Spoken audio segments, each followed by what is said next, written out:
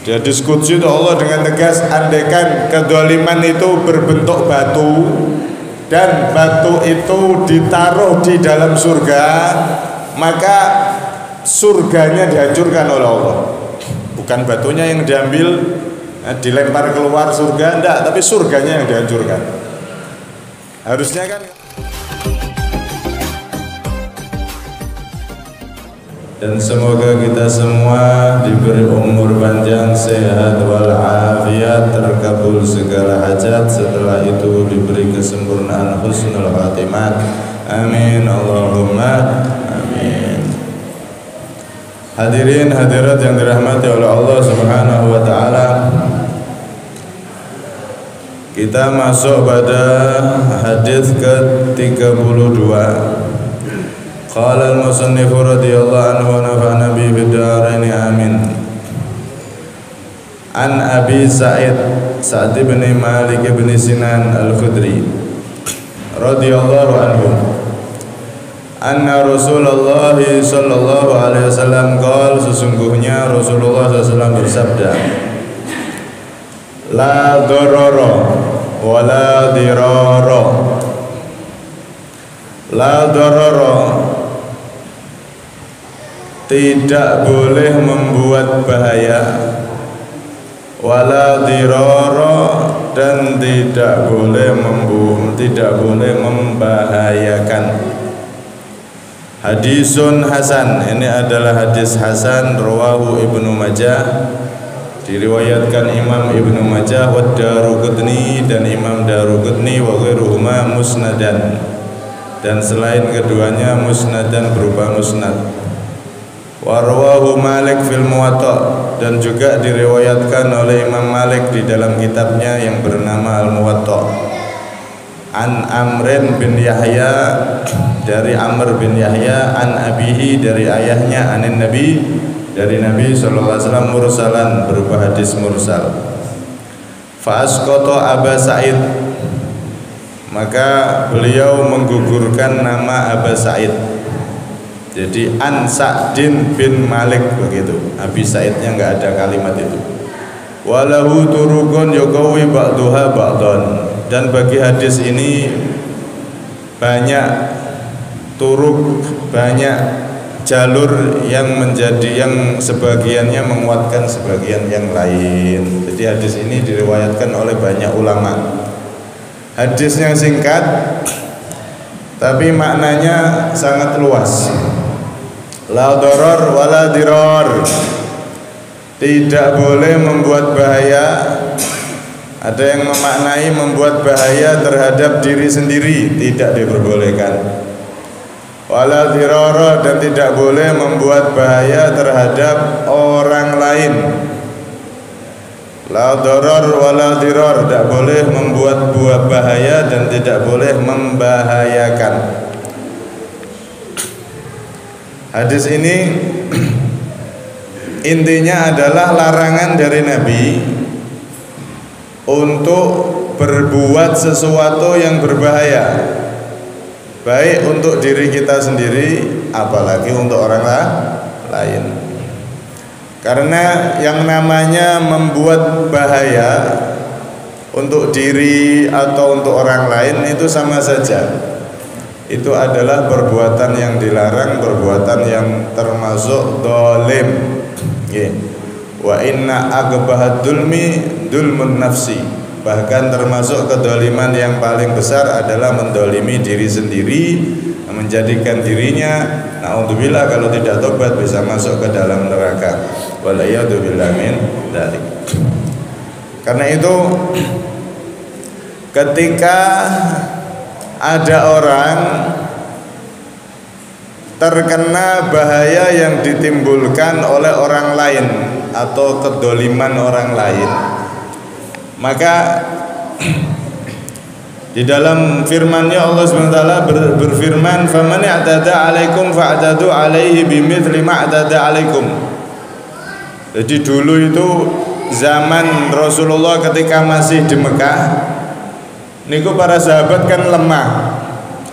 Terus setiap saatnya itu ada yang dipukul, ada yang di ini, di itu, ditindas wis intine sahabat niku di Mekah. Maka saat itu diizinkan oleh Allah bagi orang yang telah didolimi orang lain untuk membalas. Boleh balas tapi sesuai dengan kedoliman yang dilakukan. Misal dikaplok pak sekali, yang balasnya sekali. Nggak oleh pak langsung del.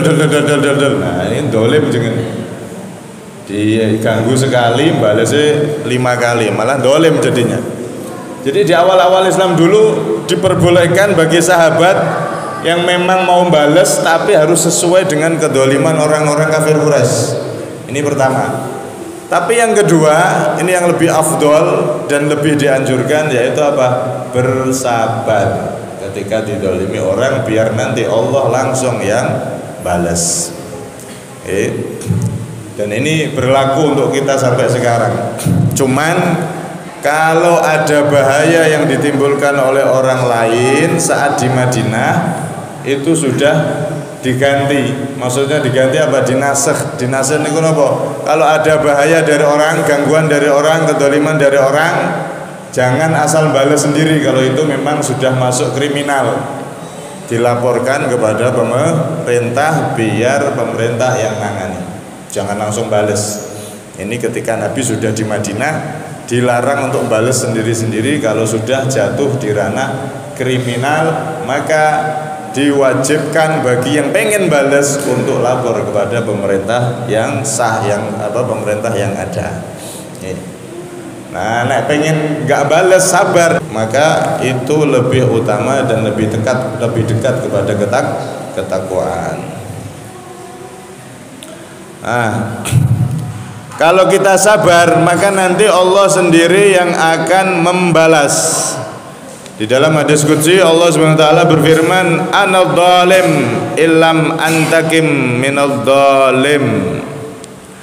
Aku itu berarti jadi Tuhan yang dolim jika tidak balas orang yang dolim, yang mana hambaku yang didolimi dia nggak bisa balas. Jadi nanti wong niku didolimi wong, nek dia sabar nanti yang balas Allah.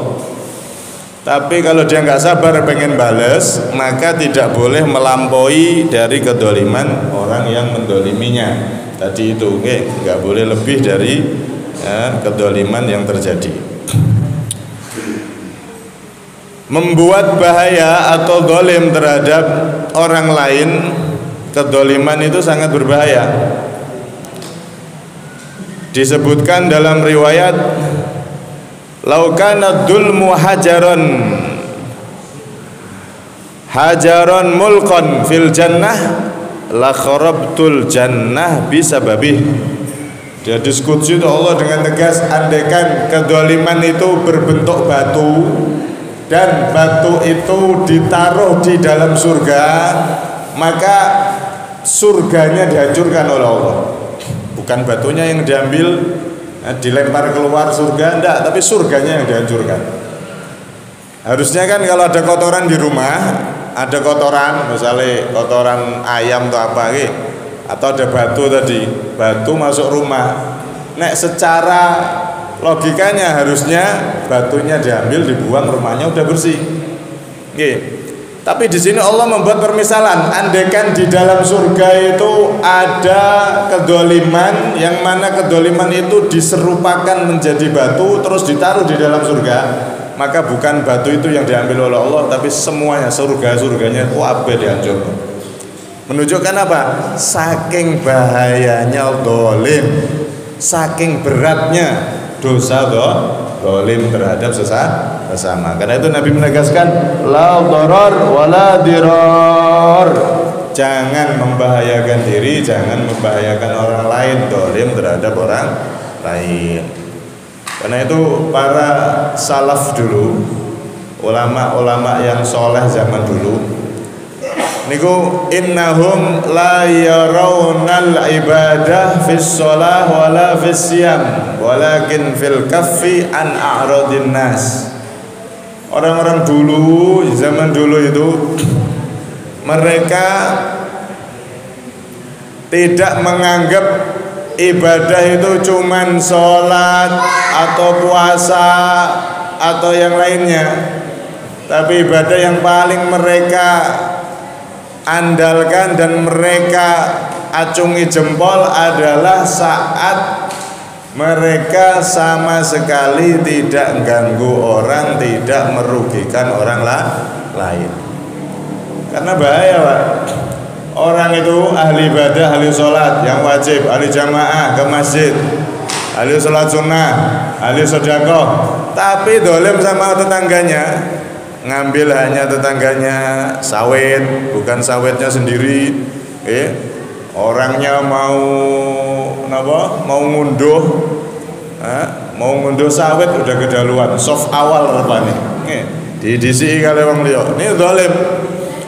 Atau dolim dengan mulutnya, mencaci, ngerasani tetangganya dan lain-lain. Ini dolim semua. Dolim itu bisa ngambil harta, bisa mengambil kehormatan dengan menghina, mencaci, ngerasani. Bisa juga dengan yang lainnya. Yang jelas kehormatan, harta orang lain, tetangganya diganggu sama dia. Ini bentuk kezaliman. Orang-orang dulu itu lego, puas kalau mereka itu seumur hidupnya sampai tua tidak pernah ganggu orang. Itu baru mereka senang. Baru mereka merasa punya ibadah yang bisa diandalkan di hadapan Allah Subhanahu wa taala. Tapi orang itu kalau banyak ibadah kok juga banyak ganggu orang, ini nanti biasanya jadi orang bangkrut kalau nggak tobat. Karena itu kan Nabi sudah sering disampaikan, Rasulullah pernah bersabda kepada para sahabatnya, Manil muflis, siapa itu orang yang bangkrut oleh para sahabat? Maka para sahabat menganggap ini masalah kayak jual beli. Orang yang bangkrut itu yang nggak punya uang, wahai Nabi. Man laisa lahu dinar wala dirham, yang nggak punya uang, jual beli, rugi dan seterusnya. Maka dijawab oleh Nabi, yang aku maksud bukan bangkrut duniawi, tapi bangkrut di akhirat. Siapa mereka? Orang yang kelak di akhirat dia itu bawa catatan sholat banyak, bukan hanya yang wajib, sunnah-sunnah juga dilakukan. Bawa catatan haji banyak, hajinya berkali-kali. Bawa catatan umroh banyak, gak terhitung. Bawa catatan pahala banyak, sampai amalannya ka'amsalil jibal, seperti gunung catatannya. Amalan pahalanya itu amal ketika dia di dunia dibawa sama dia ke akhirat bagaikan gunung yang tinggi menjulang karena saking banyaknya. Tapi wasatama hada, orang ini ganggu tetangganya yang ini, ganggu temennya yang itu, ganggu sana, ganggu sini. Akhirnya apa? Orang-orang yang diganggu oleh dia dengan mulutnya, dengan gosipannya dan seterusnya itu semuanya datang diambilkan pahala amal dari orang tersebut. Malaikat saya dulu pernah dihina sama dia, dirasani. Oh ya, ini ambil pahalanya. Diambil sampai yang amalan pahalanya seperti gunung sampai habis, nggak tersisa. Ternyata masih ada orang yang nuntut dia, padahal amal ibadahnya pahalanya sudah habis yang bergunung-gunung tadi itu. Tapi ternyata masih banyak orang yang nuntut sama dia. Kenapa? Karena dia mendolimi mereka selama di dunia. Akhirnya kejelekan dosa dari orang-orang yang nuntut ini karena pahalanya dia sudah habis. Dosa-dosa dari orang yang dia hina, dia caci, dia ganggu, dia dolimi, semuanya ditumpukkan kepada dia dan dia akhirnya masuk ke neraka. Naudzubillah min dzalik. Enten wong niku ketika dia dituntut oleh orang-orang yang mendoliminya, tinggal amalan satu debu darah, satu debu kecil. Awalnya amalannya banyak, tapi dituntut orang. Kamu dulu pernah menghina ini, nah, amalannya diambil, dikasihkan, sampai tinggal satu debu kecil. Subhanallah. Tapi ini masih selamat karena masih ada sisa. Akhirnya yang satu debu itu, karena ini hamba yang dapat rahmatnya Allah, yang satu debu itu dilipat gandakan oleh Allah jadi banyak lagi dan dia pun dimasukkan surga. Nah, yang bangkrut itu sak debu aja nggak tersisa. Amalan ibadahnya benar-benar habis, tidak tersisa sama sekali walaupun satu debu. Ini yang dimaksud Nabi orang yang bangkrut. Karena itu di sini Nabi mengingatkan la dharar wala dirar, jangan sampai kita menjadi orang-orang yang ternyata menjadi orang yang dolim, banyak ibadah tapi ternyata ganggu dengan mulut kita, ganggu dengan tangan kita kepada saudara-saudara kita, tetangga-tetangga kita. Naudzubillah min dzalik, bangkrut nanti jadinya. Imam Abdurrahman Imam Umar bin Abdurrahman Al-Atas, ini beliau seorang ulama besar di zamannya. Itu punya teman atau murid yang bernama Syekh Abdullah Al-Amudi. Syekh Abdullah Al-Amudi ini menjadi kalau bahasa sekarang itu gubernur. Jadi gubernur di daerah Doan, di daerah Yaman sana. Setelah jadi gubernur, maka Al-Imam Umar bin Abdurrahman Al-Atas ini, beliau menasihati dia, inni la akhafu alaika min masyrikiyin wala maghribiyin wa innama akhafu alaika min da'wati madlum. Wahai Syekh Abdullah Al-Amudi, engkau sekarang sudah jadi gubernur, aku pesen ya, aku tuh tidak khawatir sama kamu. Karena Syekh Abdullah Al-Amudi ini juga ulama orang soleh. Ya saya kiai jadi gubernur, aku tidak khawatir sama kamu. Nggak khawatir diganggu oleh siapapun, baik orang yang ada di timur ataupun di barat yang ganggu kamu, saya nggak khawatir itu. Asal kamu berada di jalan yang benar, jadi gubernur yang benar, jujur, adil, wes nggak ada yang tak khawatirkan kepada kamu. Cuman satu yang aku khawatirkan, apa? Aku takut kalau kamu lalai perhatian terhadap rakyatmu. Ada satu rakyatmu yang ternyata lepas dari perhatianmu, akhirnya dia susah, mungkin ada yang sakit tidak bisa berobat sampai dia meninggal, ada yang kelaparan tidak bisa makan sampai dia meninggal. Akhirnya orang-orang rakyatmu yang lepas dari perhatianmu itu doa sama Allah dengan doa yang jelek. Nah ini yang aku khawatirkan, doanya orang yang terdolimi. Satu saja itu aku sangat khawatir, apalagi lebih dari satu. Karena itu beliau pesen ini sama temennya, sama muridnya ini, supaya benar-benar perhatian terhadap rakyatnya, agar jangan sampai ada satupun rakyatnya yang merasa terdolimi dan akhirnya berdoa dengan doa jelek. Karena doanya orang dolim itu laisa bainahu wa bainallahi hijab, nggak ada di antara doa orang yang didolimi sama Allah itu nggak ada penghalang, langsung diterima oleh Allah Subhanahu wa Ta'ala. Walau ba'dahin, walaupun nanti Allah nolongnya itu kapan, tapi pasti doanya orang yang terdolimi itu pasti dikabulkan oleh Allah. Tidak tahu apakah sebulan lagi, apakah setahun lagi, apakah berapa tahun lagi. Yang jelas Allah jamin doanya orang yang benar-benar terdolimi itu bisa langsung dikabulkan oleh Allah Subhanahu wa Ta'ala di dunia ini sebelum di akhirat. Pasti dikabulkan oleh Allah Subhanahu wa Ta'ala. Cuman kapannya nggak tahu, bisa sebulan, bisa setahun, bisa 2 tahun, bisa 3 tahun. Yang jelas doa orang yang didolimi pasti akan dikabulkan oleh Allah di dunia ini sebelum nanti di akhirat. Karena itu ini diwanti-wanti oleh beliau, jangan engkau menjadi orang yang dolim, harus benar-benar perhatian terhadap rakyatmu, jangan sampai ada yang didolimi. Niki pesan daripada seorang ulama besar yang punya murid atau teman yang ulama besar dan jadi seorang gubernur di daerah Doan sana tadi itu. Niki seperti itu. Nah, apalagi kok ada pejabat malah dia niat dolimi rakyat, cek niatnya korupsi, korupsinya 1 juta 2 juta aja mending, itu pun dosa besar ya. Ini berita-berita itu ya Allah, korupsi sampai bukan M lagi, T itu steler berarti, triliunan, ya Allah, bukan 1-2 triliun, ratusan triliun. Masya Allah, itu andaikan uangnya dibuat beli bakso, banjir ini Pangkalan Banteng. Saking banyaknya itu, naudzubillah min dzalik.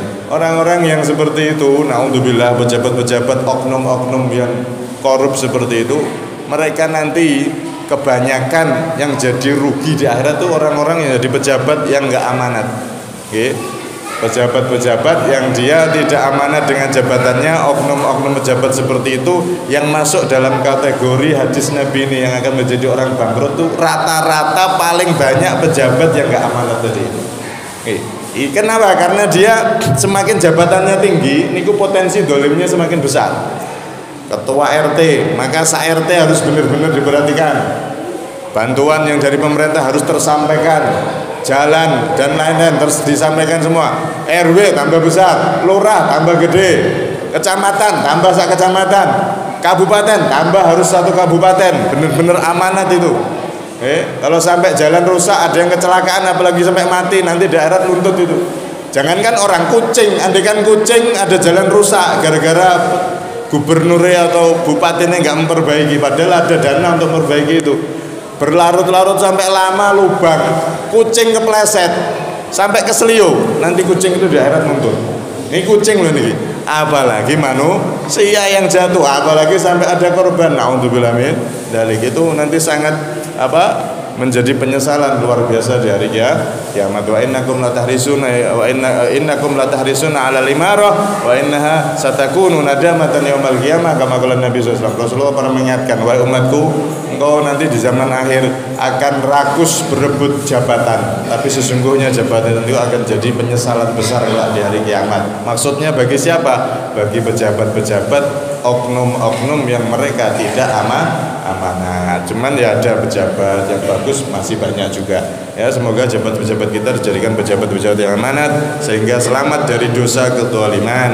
Amin Allahumma amin, dan rakyatnya jadi sejahtera. Amin Allahumma amin. Nah, hadis ini diriwayatkan oleh banyak ulama, di antaranya adalah Imam Malik. Oke. Imam Malik ini ulama besar, guru daripada Imam Asy-Syafi'i. Imam Syafi'i pernah memuji Imam Malik, Malikun ustadi wa anhu akhadul ilma wa ma ahadun amannu alayya min Malik wa ja'altu Malikan hujjatan baini wa bainallah. Imam Malik adalah guruku dan aku mengambil ilmu dari beliau.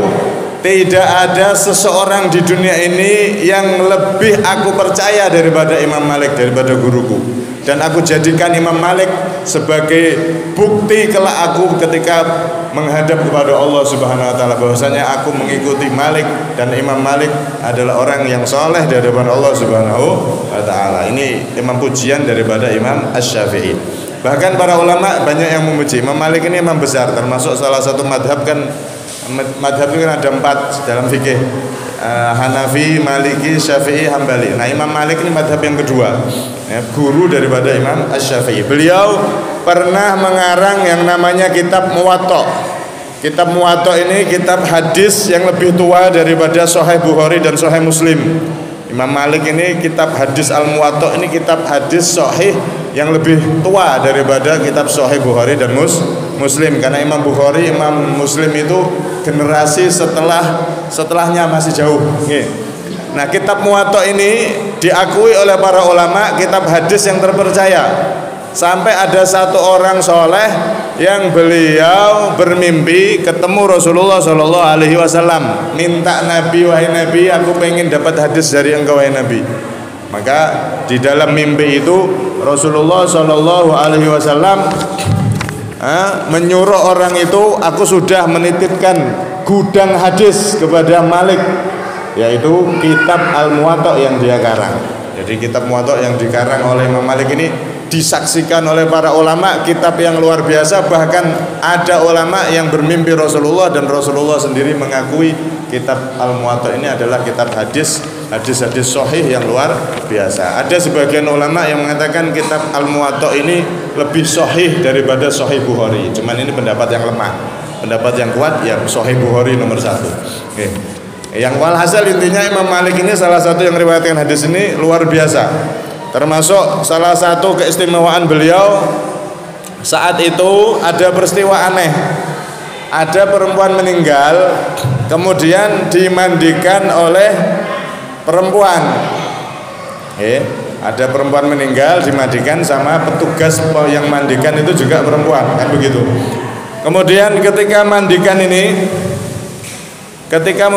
ini membersihkan di tempat kemaluannya, ada sesuatu yang aneh yang terjadi.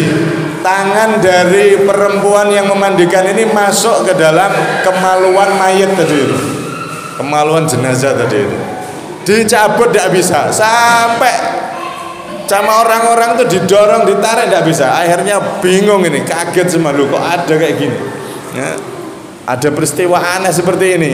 Mereka bingung antara satu, motong tangan yang masih hidup, atau dua, melukai kemaluan dari yang sudah meninggal. Gimana nih hukumnya ini? Yang dibongkar tangannya apa kemaluannya yang meninggal? Maka mereka bingung, geger, rame di Madinah itu. Akhirnya lapor ke Imam Malik. Maka Imam Malik, subhanallah, ini termasuk hadisnya Nabi, ittaqu firasatal mu'min fa innahu yanzuru binurillah. Orang itu kalau alim soleh, firasatnya itu tajam. Beliau sebelum jawab balik tanya sama orang yang datang itu, coba kamu tanyakan kok bisa terjadi seperti ini. Tanyakan pada yang memandikan itu, perempuan yang memandikan itu. Dia ketika memandikan, pas membersihkan di kemaluannya, dia itu ngomong apa? Dia bergumam apa? Ditanya, ternyata yang mandikan itu tadi pas mandikan megang kemaluannya itu dia apa? Bergumam, ngomong, nyeletuk. Mayat iki wong wedok iki biasane kene aneh iki dijual ke sana ke sini. Maksudnya dituduh jadi pelacur. Subhanallah, pas ngebersihkan itu kesedot masuk. Akhirnya kata Imam Malik setelah dilapori lagi, Imam Malik dia ternyata menuduh yang si mayat ini ketika masih hidup itu jadi perempuan yang enggak bener. Akhirnya berarti dia nuduh zina. Itu namanya harus kena kodaf. Dia harus dicambuk 80 kali. Subhanallah, dilaksanakan hukum cambuk itu, dicambuk 80 kali tanpa ditarik keluar sendiri tangannya, lepas sendiri. Subhanallah, karena itu cerita ini sangat masyhur sampai-sampai para ulama itu mengatakan la yufti fil madinah, la yufti wa malikun la yufti wa malikun bil Madinah. Tidak boleh ada seorang pun memberi fatwa sedangkan Imam Malik masih ada di Madinah. Saat itu beliau kan Imam Darul Hijrah, Imam Malik ulama terpandang di kota Madinah. Itu Imam Malik radhiyallahu anhu. Tidak ada satupun ulama yang berani berfatwa selama masih ada Imam Malik hidup ada di Madinah. Karena beliau berfatwa bukan dengan nafsunya. Beliau adalah orang yang alim, yang wali, yang soleh, sehingga beliau itu benar-benar menjadi rujukan dan panutan umat di saat itu. Dan semua ulama sepakat Imam Malik ini orang besar, orang luar biasa. Beliau saat itu wafat di tahun 179 dan dimakamkan di Baqi, pemakaman Baqi radhiyallahu anhu. Walhasil intinya di sini jadilah kita seperti ulama-ulama yang soleh seperti Imam Malik dan imam-imam yang riwayatkan hadis ini, yang mana beliau-beliau seketika hidup digunakan waktunya untuk ibadah sama Allah, bukan hanya ibadah, bahkan untuk manfaat terhadap umat, bukan malah menjadi orang yang menyusahkan orang lain. Jangan sampai kita menjadi orang yang mengganggu, menyusahkan orang lain. Tuh ini tadi ada kejadian tangan masuk ke kemaluan ini tadi. Walaupun dengan gumaman, dengan guncingan, dengan ngerasani dan lain-lain, jangan kita mendolimi siapapun, baik secara langsung ngambil hartanya ataupun bahkan kehormatannya. Jangan kita hina, jangan kita caci siapapun. Karena yang kita caci, yang kita hina, jangan-jangan dia ternyata orang yang mulia di sisi Allah Subhanahu wa Ta'ala. Semoga kita semua terhindar dari perbuatan doror, menjadikan diri sendiri bahaya, atau diror, menjadikan orang lain bahaya.